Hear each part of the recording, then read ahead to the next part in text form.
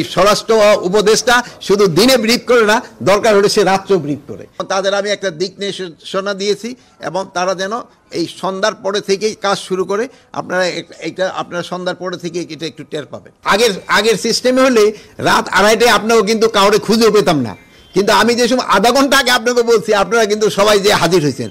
যেহেতু আমরা জানি দিন এবং রাত আপনারা কাজ করে যাচ্ছেন, আর আমি এইটু আপনাদের বোঝানোর জন্য যে আমরাও দিনে রাতে সবসময় কাজ করে যাচ্ছি, যে খালি এই স্বরাষ্ট্র উপদেষ্টা শুধু দিনে ব্রিফ করে না, দরকার হলে সে রাত্রেও ব্রিফ করে। যেমন আপনারা রাত্রে কাজ, আমি ওই অন্য সব ভাইদের ধন্যবাদ জানাই যারা রাত্রে আধা ঘন্টা সময়ের ভিতরে কিন্তু হাজির হয়েছে। এখন হলো পুলিশ, আমি যে অবস্থা পেয়েছিলাম ওই অবস্থা থেকে কি আরও ভালো হয়েছে না?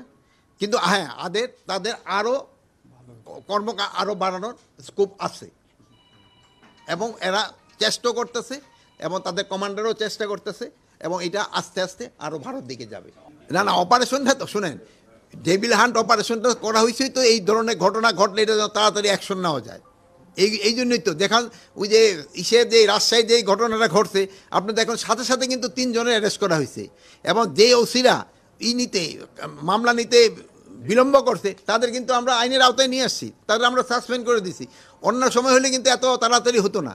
আপনারা এইটাও দেখেন, আমরা কিন্তু অনেক সিনিয়র পুলিশ অফিসারকেও কিন্তু আমরা ক্লোজ করে নিয়েছি আপনাদের রিপোর্টের উপর বেস করে। আপনারা এই যুগান্তরের একটা রিপোর্টের উপর আমরা বেস করে কিন্তু আমরা পুলিশ এসপিদেরও আমরা ক্লোজ করে নিয়ে আসছি। আপনাদের অনুসন্ধানী সাংবাদিকতা আপনারা চালায় যান, আমরা খুব খুশি হব। যে আর আপনাদের কাছে অনুরোধ করব, সত্যি ঘটনা আপনারা প্রকাশ করেন, আমরা যেন এই সত্যি ঘটনার সাথে সাথে যেন আমরা অ্যাকশন নিতে পারি।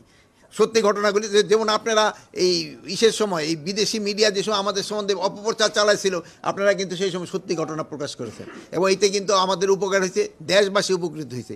আমি এখনও আশা করব আপনারা সত্যি ঘটনা প্রকাশ করেন। অনেক সময় আছে 2-1টা রিপোর্ট একটু এক্সাজারেট হয়ে যায়, ওইটা যেন না হয়। ওটা হলে লোকজনের ভিতরে একটা অন্য রকমের রিপারকেশন হয়, যে সত্যি যে ঘটনাটা ওটাই বলেন।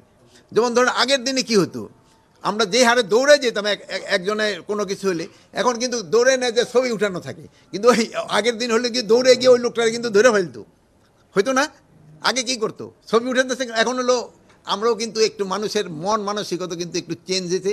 আপনারও একজন আরেকজনের বিপদে কিন্তু আগে আসতে হবে, নিজের অন্যায়ের বিপদে কিন্তু আগে আসতে হবে। এইটাও আপনার জনগণের ভিতরে এই সচেতনতা বাড়াইতে হবে। স্বরাষ্ট্র উপদেষ্টা হিসেবে আশ্বস্ত করার জন্যই তো এই আইন শৃঙ্খলা কমিটি নিয়ে আমি মিটিং করলাম এবং তাদের আমি একটা দিক নির্দেশনা দিয়েছি এবং তারা যেন এই সন্ধ্যার পরে থেকেই কাজ শুরু করে। আপনারা সন্ধ্যার পরে থেকে এটা একটু টের পাবেন।